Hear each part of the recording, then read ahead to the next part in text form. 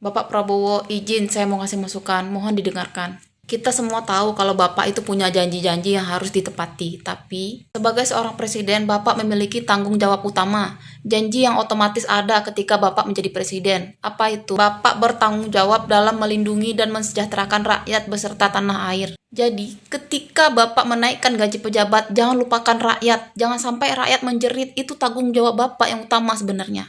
Ketika Bapak menunaikan janji-janji yang lainnya, Bapak harus hati-hati jangan sampai negara ini berhutang. Kenapa? Karena itu menyangkut kedaulatan negara kita. Saya nggak minta Bapak untuk mengingkari janji Bapak, tapi mohon dikaji lagi kebijakannya.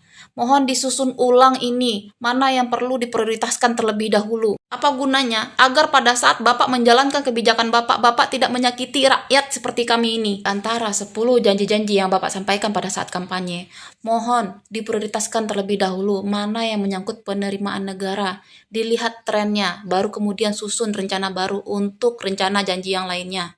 Untuk menjaga korupsi, tidak cukup hanya dengan menangkap dan menghukum pelaku, apalagi dengan menaikkan gaji-gaji pejabat. Bapak perlu melakukan 2 hal. Yang pertama, ganti orang yang tidak jujur dengan orang yang jujur. Yang kedua, terapkan sistem pengendalian internal yang ketat. Tujuannya apa? Untuk memperketat pengawasan masuk dan keluarnya dana, baik itu di institusi pemerintahan maupun di BUMN.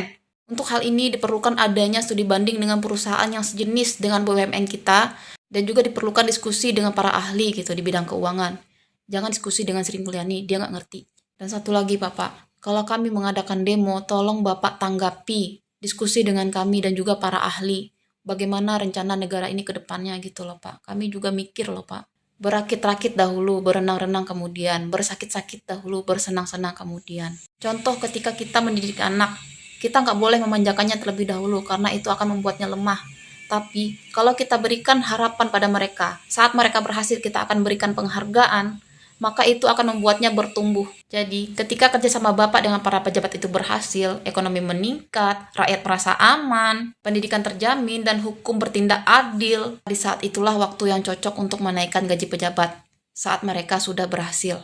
Bukankah dunia bekerja seperti itu, Pak?